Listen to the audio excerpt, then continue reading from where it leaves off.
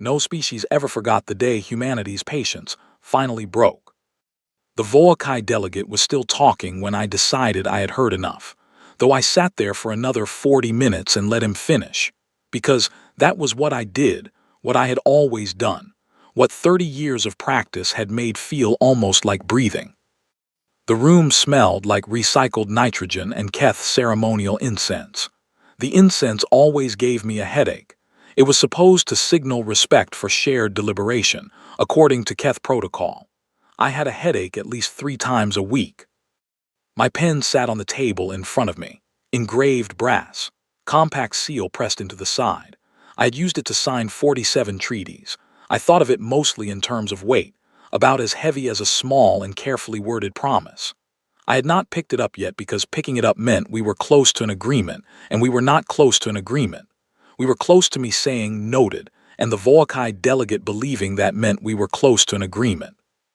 There is a difference between those two things. I had spent 30 years constructing that difference. The delegate's name was Counselor Ventarak. He was well prepared and entirely committed to the position that the border realignment his government had unilaterally enacted 6 weeks prior was technically within compact guidelines if you read Article 14, subsection B, with a very specific kind of generosity that I would not have extended to it, but that he had clearly rehearsed applying to it for some time. He was good at his job. I respected that. The way you respect a chess opponent who plays well inside a game you already understand better than they realize. He had been talking for 11 minutes. I was nodding.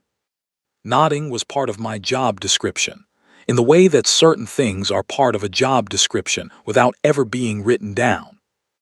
I had cataloged 43 distinct nonverbal cues from the species represented in the compact chamber. 43 ways the galaxy communicated. We tolerate you, for now, while it remains convenient. The Voakai had a gesture that functioned as a smile without being one, a relaxation of the upper face, a slight widening around the secondary eye ring, a sound in the back of the throat, low and brief, like someone settling into a chair they had already decided belonged to them. I had timed it across hundreds of sessions. It appeared, on average, 30 seconds after they believed they had secured what they came for. The Keth used to pause, 3 to 5 seconds before answering any question I asked. It was performed deliberation. They had already decided before the question finished. They were offering me the appearance of being heard, which was considerate of them in its way, and I had mistaken it for genuine consideration during my first 2 years of service. Then I stopped mistaking it and started timing it instead. I used it against them in the HESA trade revision of 2341, building exactly 3-second pauses into my own responses at strategic moments, so they would feel the rhythm of agreement even before the agreement was on the table. That revision is still the most favorable commercial arrangement humanity has ever signed with a Keth-controlled trade corridor. The Drell were different.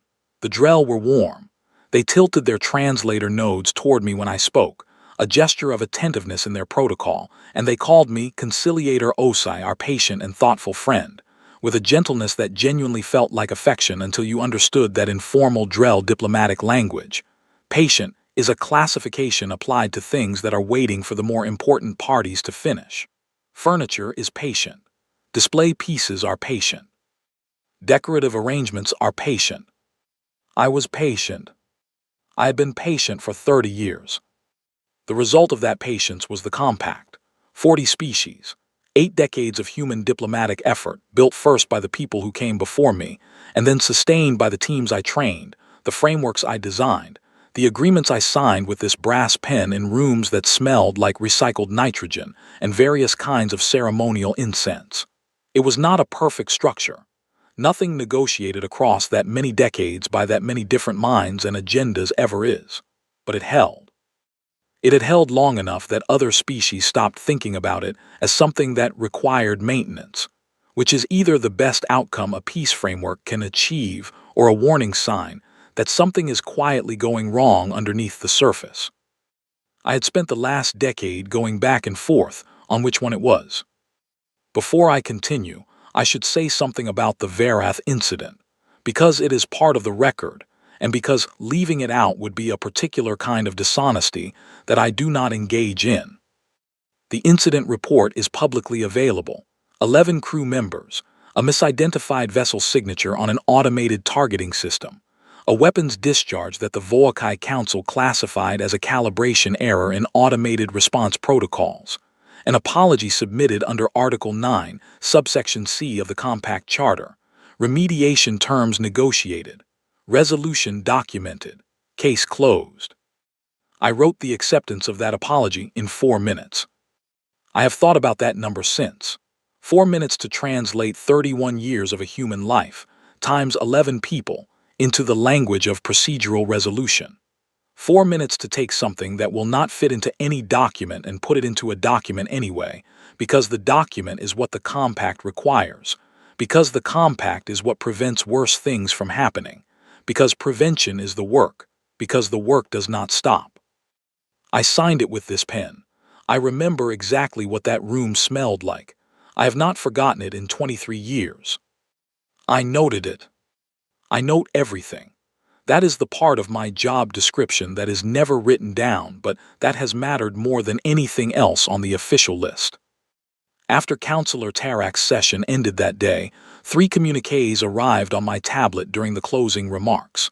The first 2 were routine. The third was from a Voakai internal diplomatic relay that had been accidentally included in the open compact channel distribution. The error was corrected within 4 minutes. I had already read it.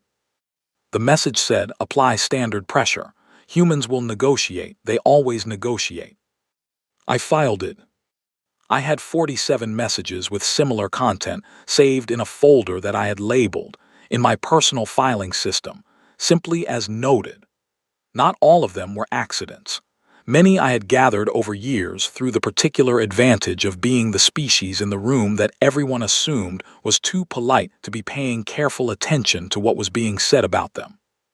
I was always paying careful attention. As Counselor Tarak passed me near the chamber exit, he inclined his head in the Voakai way that signals a session well managed from their side and said, "Until next session, Conciliator Osai, our patient friend." "Noted," I said. He left looking very satisfied. I stood in the corridor with my pen in my hand. I turned it over once in my fingers. I thought about the 47 treaties. I thought about the 11 crew members. I thought about the 4 minutes. Then I put the pen in my coat pocket and walked back to my office. There was more work. There was always more work. The session that changed the final calculation began like every other session I had attended in 30 years, which is to say it began with a species at a podium explaining why something terrible was actually a misunderstanding. The Drell ambassador's name was Vel Aeon. He was the 3rd Drell ambassador I had worked with in my career, and by some distance the most skilled. He had an exceptional memory, a complete command of compact procedural language, and a voice calibrated perfectly to make devastating statements sound like gentle observations on unfortunate circumstances.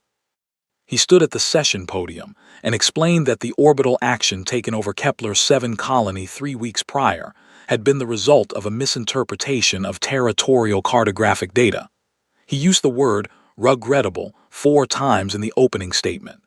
He used the phrase deeply unfortunate outcome twice. He looked directly at me when he said outcome. 11,000 people. That was the outcome he was describing.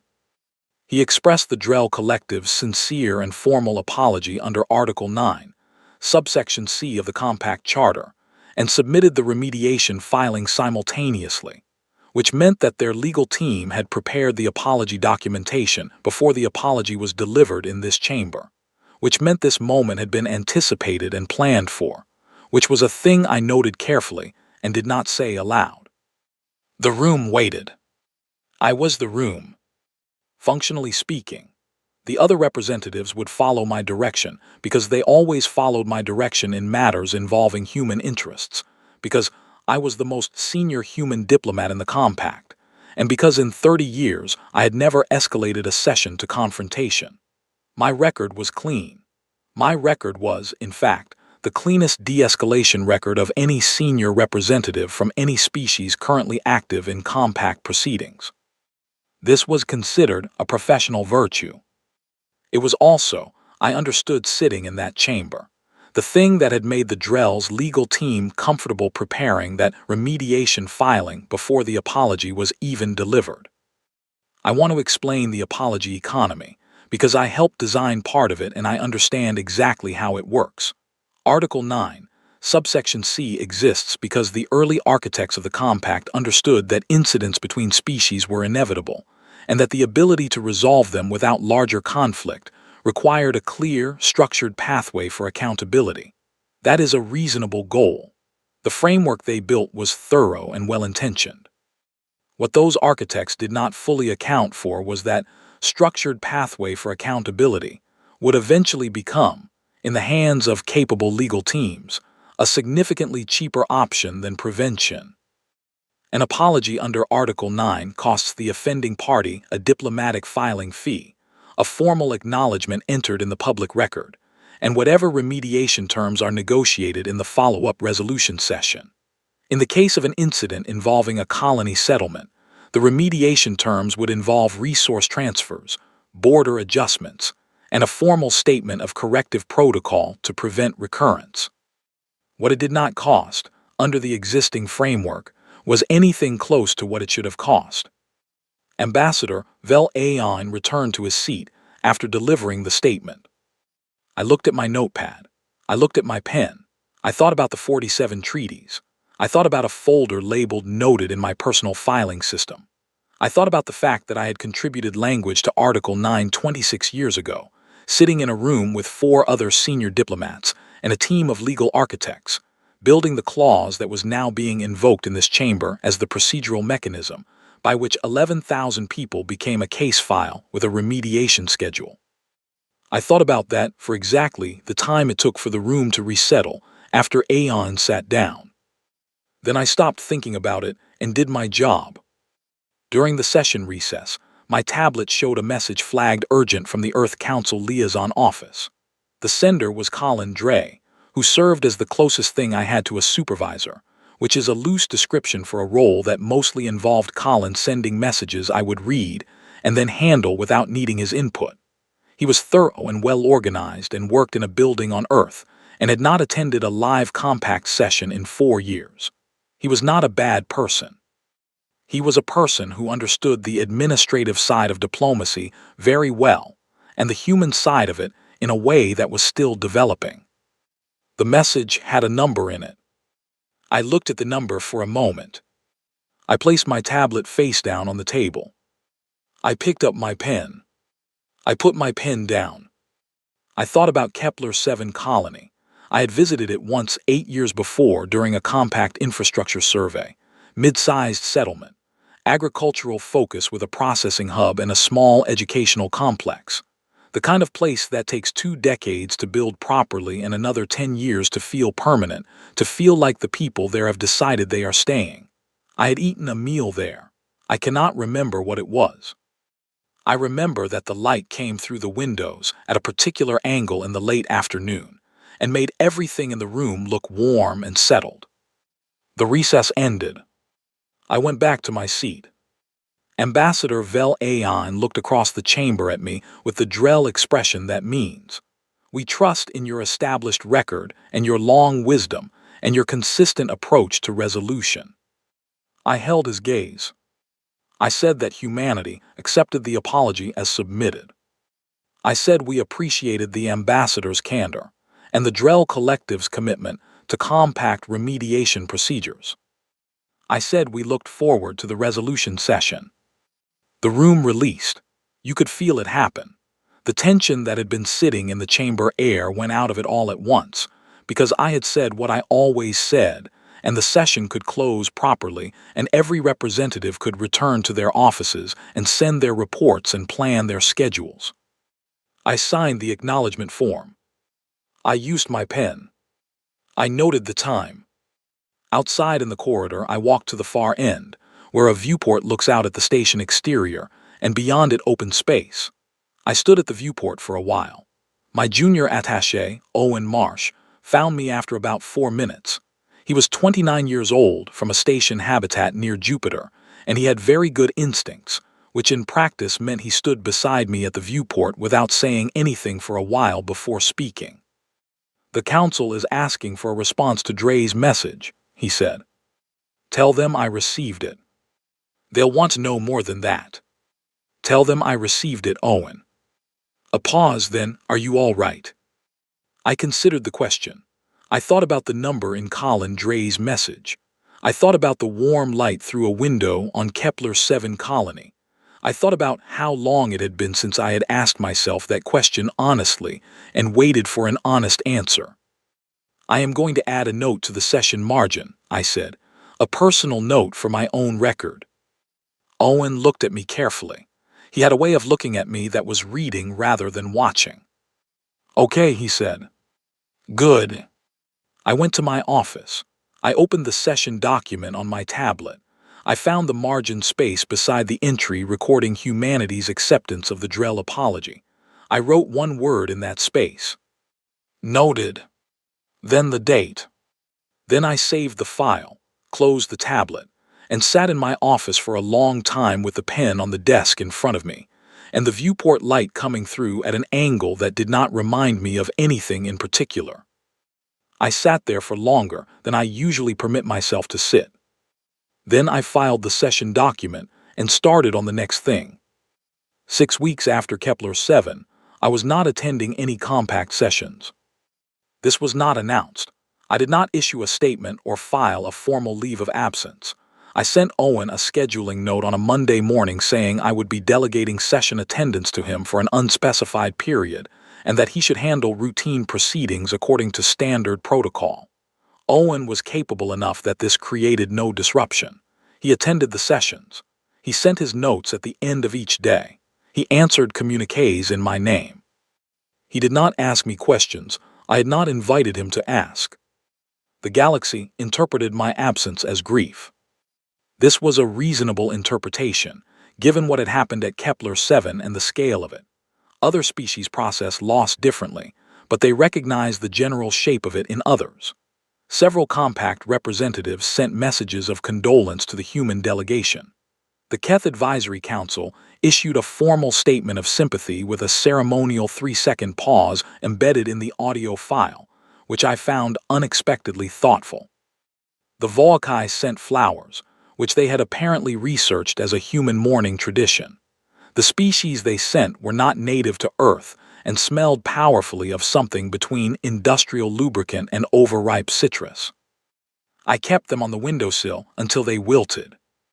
I was not grieving.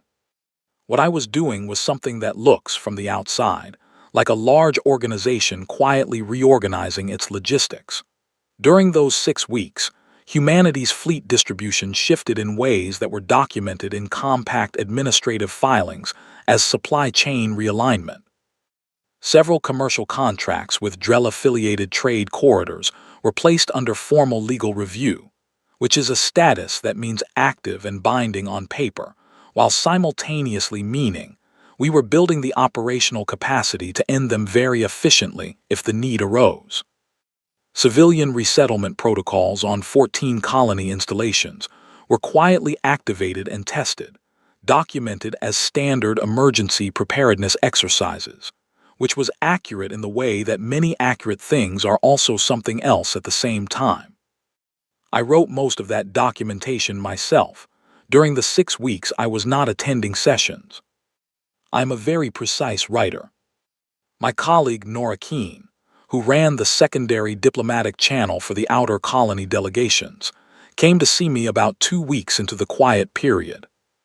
She was one of the few people in the human delegation who had been working this field almost as long as I had, and she had a way of arriving at conclusions slowly, and then holding them with complete certainty once she got there. She sat across from me and looked at the pen on my desk and then looked at me and said, "You are not grieving." "No," I said. "Then what are you doing?" I thought about how to answer that in a way that was honest and complete, without being more than I was authorized to share at that moment. "Counting," I said. She looked at the pen again, then she looked at her hands, then she said, "Will it work?" Yes. She nodded slowly. She stood up. At the door she paused and said without turning around, "Then count carefully." "I always do," I said. Owen came to see me on a Thursday, 10 days into the quiet period. He came to my office and stood across from me, and chose his words with the care he always used when the situation called for it, and said, "There is more specific talk in the junior staff channels than usual." I said, "There is always talk in the junior staff channels." "People are concerned," he said. I looked at him. He sat down without being invited. He had good judgment about when the protocol of waiting to be invited mattered and when it did not. "Tell me what they are saying," I said. "They are saying something is changing. They do not know what. They feel it in the scheduling shifts and the filing volume and the way certain senior staff are working longer hours without explaining why. They are worried." He paused. "They trust you. That is also in the channels." I thought about that. I thought about Owen at 29, running sessions I had been running for 20 years, doing it well, managing junior staff who were younger than he was and who looked to him the same way he had once looked to me. "There was a vote," I said, "on Earth, 3 weeks ago. 42 representatives from all major governing bodies, colonial councils included. They brought a motion to the table and deliberated it and voted on it through the proper process." Owen was very still. "We voted," I said. "That is the part that tends to get overlooked when people talk about us. We do not act without deliberation. We bring things to the table and we discuss them and we reach formal decisions through process. We have always done this." "What was the motion?" he said. "You will be briefed when I am authorized to brief you. I am telling you this now so that when the briefing comes, you are prepared." He was quiet for a moment. "Was it close?" he said. "No," I said. He stood up, straightened his jacket in the way he did when he was composing himself for what came next, and walked to the door. "I'll tell the staff that senior planning is ongoing," he said, "that their work matters and their focus matters." "That is accurate," I said. "Thank you." He left. I turned to the pen on my desk. I sat with it for a while, the way you sit with a thing that has accumulated meaning across years of use. 47 treaties, the weight of it, the history attached to the specific scratch along the left side of the barrel from the session room table in the Farrell Conference Center 14 years ago, when I had been too tired to notice I was dragging it across a metal edge. I picked it up. I held it. Then I put it in the top drawer of my desk and closed the drawer.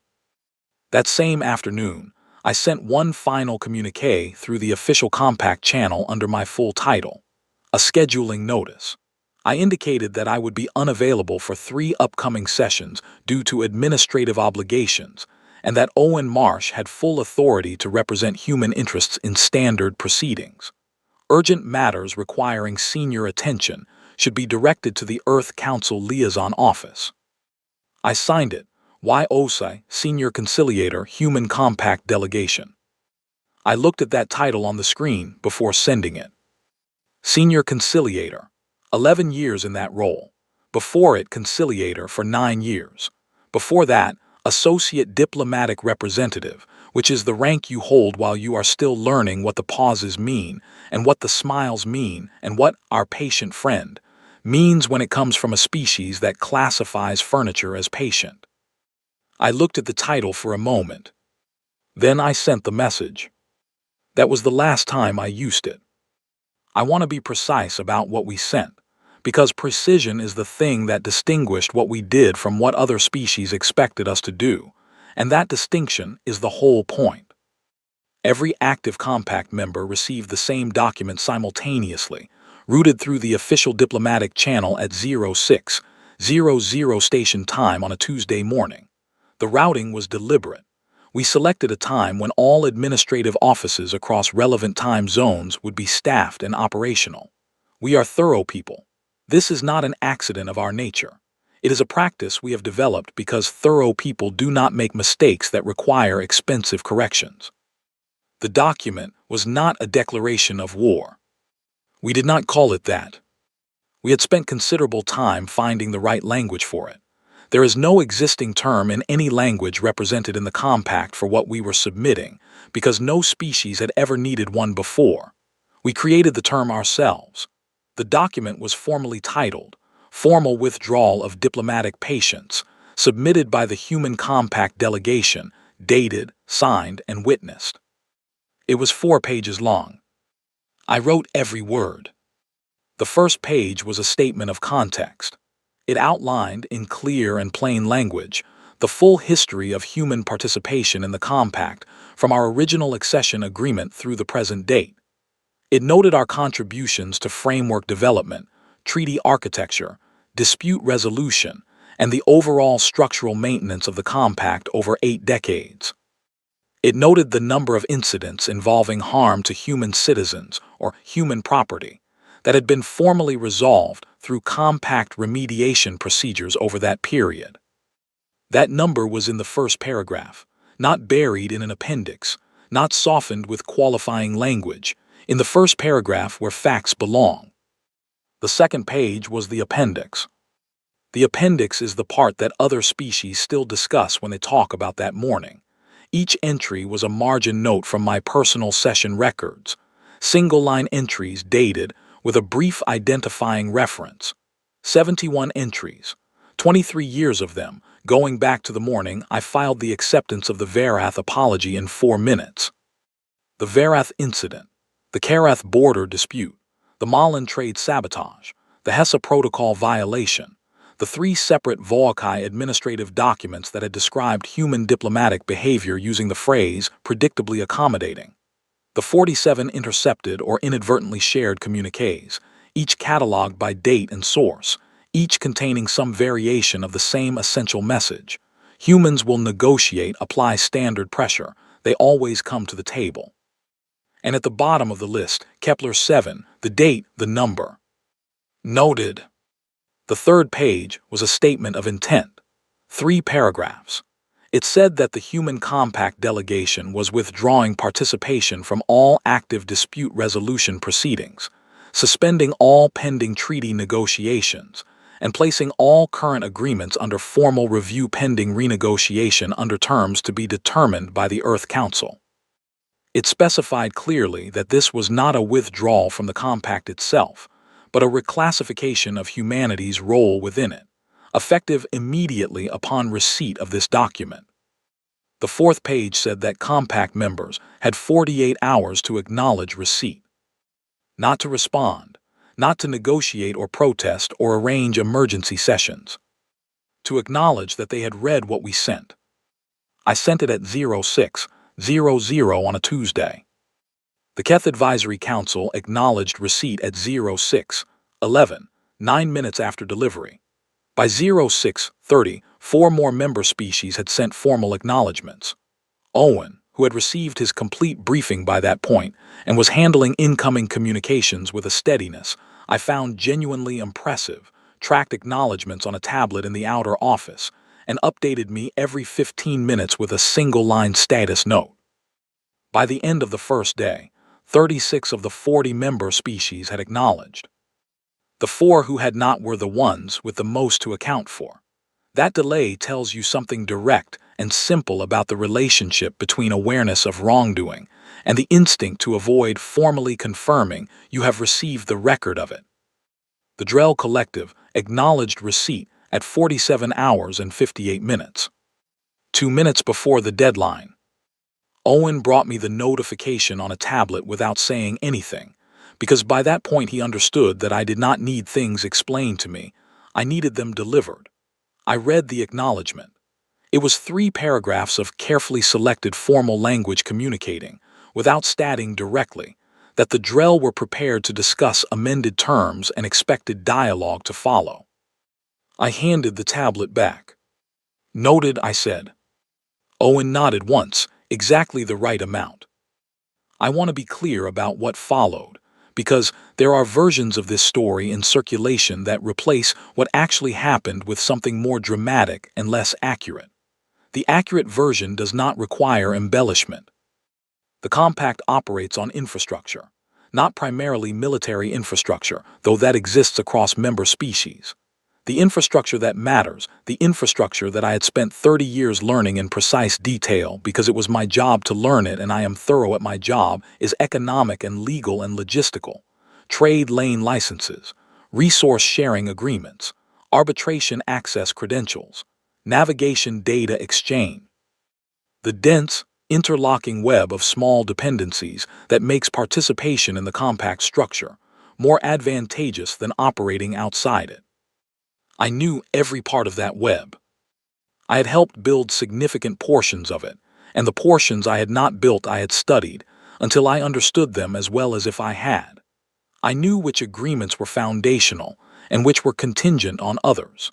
I knew which supply routes would automatically redirect within 6 days if a specific arbitration access point went inactive. I knew which smaller species maintained their alliance with the Drell, primarily because the Drell held licensing rights to a navigation corridor those species depended on for commercial shipping. And I knew the cost of the alternative route, and I knew that this cost was substantially lower than those species had been told, because I had commissioned an independent analysis 14 months before that Tuesday morning. That analysis had been quietly delivered to the relevant species at 06:05, 5 minutes after the main document. The Drell Collective had 17 significant allied species at the start of that week. By Thursday, they had 9. By the following Monday, 4, and 2 of those 4 had sent private consultation requests to the Earth Council Liaison Office, which Colin Dre handled with more composure than I had expected from him. I noted this in his file, which I keep because I keep files on everyone. It was a favorable notation. No human vessel discharged a weapon during any of this. I want to state that plainly and let it sit, not because it changes the fundamental weight of what happened, but because it is true, and it was deliberate, and it is the part of the story that the other species have had the most sustained difficulty understanding. They had built threat response models around human military capacity. They had prepared evacuation protocols and emergency diplomatic channels specifically designated for scenarios involving human military escalation. None of those models had a column for 30 years of margin notes and the precise identification of every structural weakness in a system we had helped construct. Counselor Vin Tarak of the Voakai requested an emergency session with Owen on the 3rd day. Owen attended. He took careful notes. He sent me the summary that evening. Tarak had asked whether Conciliator Os would be available to participate in a framework discussion for re-establishing dialogue. Owen had said that Conciliator Osai was currently on administrative leave. Tarak had asked when she was expected to return. Owen had said he did not have that information at this time. There was a pause of approximately 4 seconds before Tarak spoke again, according to Owen's notes. "She trained you well," Tarak said. Owen had said thank you and closed the session. I read that summary in my office with the pen sitting in the closed top drawer of my desk, and I felt something that I identified, after a moment of consideration, as the particular quiet satisfaction of the right thing being said by the right person at the right time. By the end of the 3rd week, the compact had begun its first fundamental structural reorganization in 40 years. The reorganization was not something we imposed through force. It was something that happened because the configuration of agreements and dependencies that had held the previous structure in place was no longer configured the same way, and systems settle into the shape that the forces acting on them permit. Water finds the level it is allowed to find. This is not a dramatic truth. It is just how things work. I wrote a note to myself that week, in the personal notebook I keep for things that are not for the official record. It said I built the compact. I knew every load-bearing wall. Then I closed the notebook. Then I went to sleep, which I had not been doing well for some time, and which I found that night considerably easier than it had been. 18 months after that Tuesday morning, I am sitting in an office that does not have the compact seal on the door. My title has changed. I'm not going to describe it here because titles are shorthand for things that are more important than shorthand, and what matters is the work, and the work continues. The work always continues. That has not changed. It is, in fact, the one constant I have found in 30-plus years of doing this, through every shift in circumstance and structure and role. The work continues, and it needs doing, and someone has to do it well. What has changed is the room. I requested a different office after the reorganization was formalized. This one is smaller. The viewport is positioned differently, and the light comes through at an angle I am still adjusting to after all these months, which is either a sign that I am slower to adapt than I used to be or a sign that I am paying attention to different things. I have not decided which. The pen is on my desk. Same pen. Different desk, different room, different door. I did not throw it out, and I have not filed it away somewhere permanent. I have thought about why, and I have arrived at no clean answer, and I have stopped trying to force one. The compact exists. It is important to say this clearly because some of the accounts that have been written about the reorganization period describe something more like a collapse, which is not accurate. The framework has been substantially revised. Several agreements have been renegotiated under terms that are more honest than the originals about what each party is actually providing and what each party actually needs in return. Several others have lapsed and have not been renewed, and the parties to those agreements are managing their relationships through bilateral channels instead, which is workable if not ideal. Some species have withdrawn from active contact with human diplomatic offices. This is their right and their choice. Some of them will return when the calculation changes for them, when the cost of staying withdrawn becomes greater than the cost of engaging under new terms. I have estimates for when that happens for each of them. The estimates are in a folder on my personal system. The folder is not labeled "Noted." I chose a different label for this one. Some species strengthened their relationship with us during and after the reorganization. Several that had been compact members for decades, but had always remained at the edges of the network, never quite central to anything, came forward during the 3 weeks after the document was sent and requested closer bilateral ties with the human delegation. The feral were the first. I had always found the feral to be a careful and precise people, and they had been observing the dynamics of the old compact structure for longer than they had chosen to say, and what they witnessed during that period settled something for them about where they wanted to stand. I had lunch with the feral senior representative, a diplomat named Elvira, 4 months after the reorganization was formally complete. She was the first feral diplomat to attend an informal meal with a human compact representative in 11 years. Partway through the meal she asked me, with the directness her species is known for and that I find professionally refreshing, whether I had planned the entire sequence of events from the beginning. I told her that planning is the primary substance of my work. She asked whether I had known it would succeed. I said that certainty of outcome is not something people in this profession are generally granted. I said you build the analysis as carefully as you can. You prepare with as much thoroughness as your resources allow. You make the best decision available to you with the information you have at the time. And then you send the document at 06:00 on a Tuesday morning and you find out. She was quiet for a moment, the feral way, which is different from the Keth pause. The feral quiet is genuine processing. Then she said that her people have a term for what I had done in their language. It translates approximately as, "The patience that was a preparation the entire time." I sat with that. I told her I preferred to think of patience as a form of infrastructure investment. She found this very funny. We finished the meal. I have met with her 3 times since, and each meeting has been productive. The thing the galaxy has gotten most consistently wrong, in the accounts I have read and the conversations I have been part of, is the framing that we lost our patience, that we reached a breaking point, that something in us finally fractured under the accumulated weight, and what followed was the consequence of that fracture. That framing is not accurate. Patience does not snap. Patience is not something that holds until it gives way. Patience is a choice, made deliberately, over and over across time, based on a calculation about whether the cost of that choice is justified by its returns. At some point for us, the calculation changed.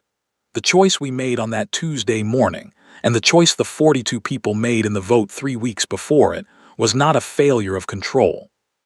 It was the conclusion of a policy that had reached the limit of what it could productively accomplish. We did not lose our patience. We closed the account. The galaxy will continue calling it a loss of patience because that framing is easier for them to hold. It places us in a category of behavior they already have language for. The calm creature pushed past its limit, finally reacting. They understand that story. They have told it about humanity in various forms since our first contact session. The patient species, the accommodating species. The species that always comes to the table and signs the document and accepts the remediation terms and files the note and goes back to work. They needed that story to be completely true. It was never completely true. There was always the folder. There were always the margin notes. There was always the pen in my hand and the calculation running in the background, quiet and precise, updating itself with every session and every communique and every 4-minute acceptance document I signed. I had a conversation with Owen about this, about 8 months into the new period. He had been promoted by then, managing his own delegation work, doing it well, which I had expected from the day he sat down in my office without being invited, because he thought something mattered enough to risk it.